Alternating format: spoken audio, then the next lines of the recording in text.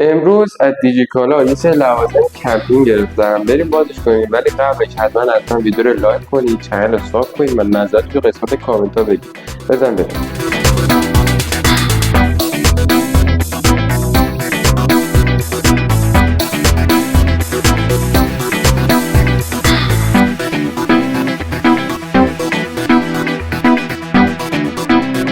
وسیله اول که گرفتم یه مجموعه از ابزار چندکاره کارتی مدل STA که جنس بدنامش هم استیله.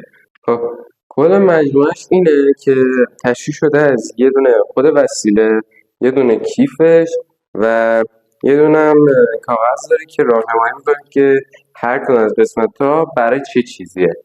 من این کاغذش رو اسکن میکنم چون که انگلیسی نوشته و من انگلیسی خیلی خوب نیستش. خب اون چیزی که این کاغذ معلوم کرد، بذار من بیام جلو قشنگ واضح‌تر معلوم بشه که هر قسمتش رو با عدد نشون داده. قسمت های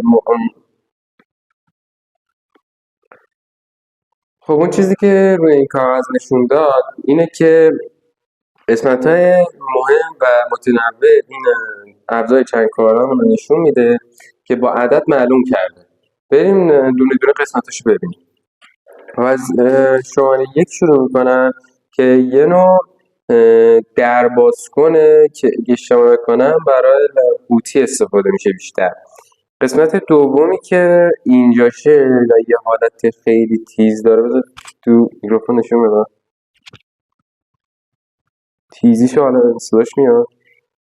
در این حالت تیزیشه که اگه اشتباه نکنم به این قسمتش برای چاقو و اینجور چیزاست.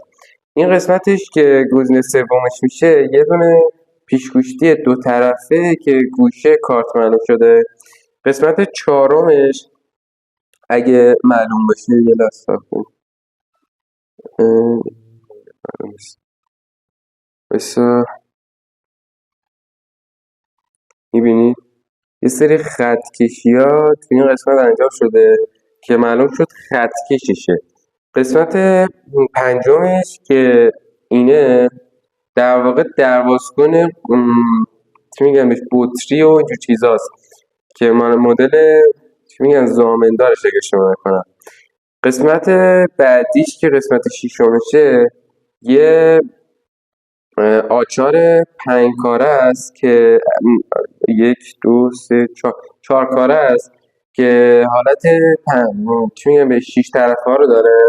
قسمت بعدیش که قسمت هفتمش میشه مال ابزار چه ببخشید پیچای سر ستاره یاست.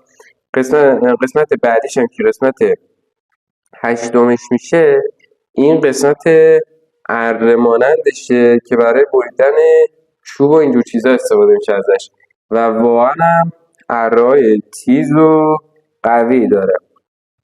قسمت بعدیش قسمت نهمشه. حالا من واقعا نفهمیدم قسمت نهمش دقیقا چیه. در واقع نوشت اون چیزی که تو خود کاغذش نوشته بود در واقع این نشانگره که من واقعا نمیدونم، فکر کنم ساعت و اینجور چیزا رو معلوم میکنه.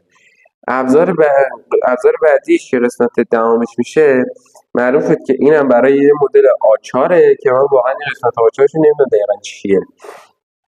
قسمت دهمش که اگه دوری نشون بده یه دایره شکلی داره اینجا، در واقع توی این نخ میذارن که وقتی یه قسمت مثلا یه اتفاق افتاد نیاز به نخ داشته باشیم میتونی سریع اینو وا کنی و ببری.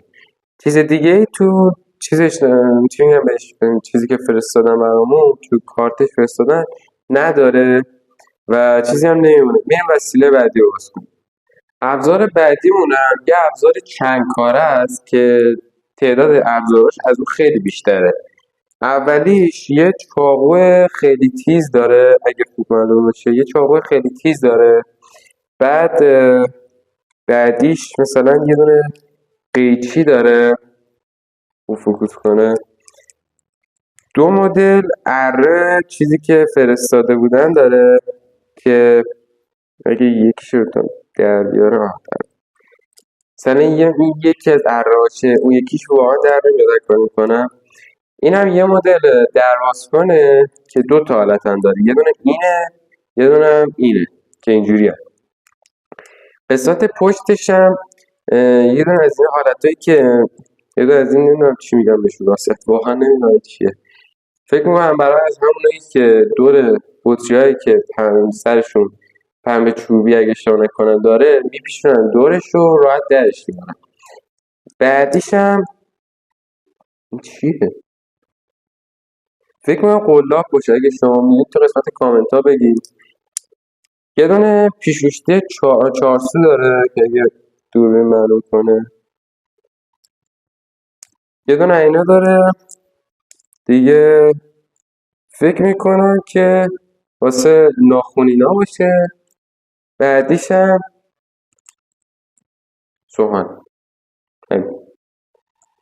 وسیله کاربردی و جمع جوریه، چیز دیگه ای نداره. فقط یه دونه قلاب اینجاش داره که وصل کنی مثلا به کلیدات و اینجور چیزا خوب معلوم کنه.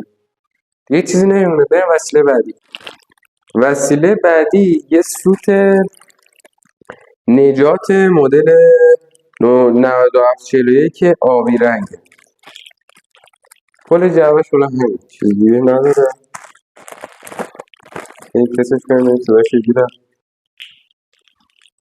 این خودش بنده.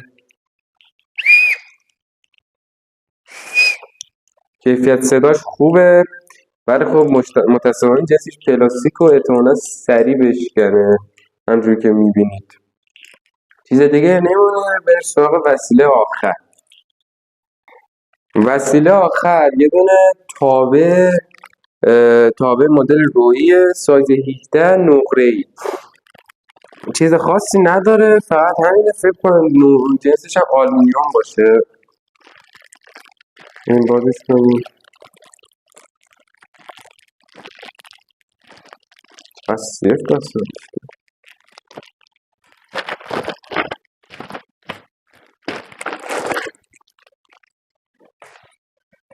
خودش اینه.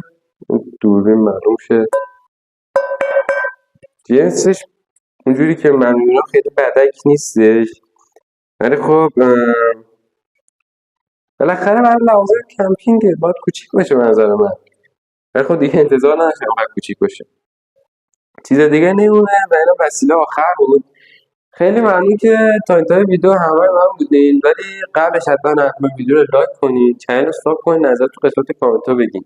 منتظر ویدیوهای دیگه باشین. ما قراره اون دو شهری که بیوای سیدنی احتمالا عکسش رو بیارم اینجا واسهتون. قراره واسه اون وسایل‌های متنوع درست کنیم. قراره توی این چنل چی میگم بهش کمپ و اینجور چیزا بریم.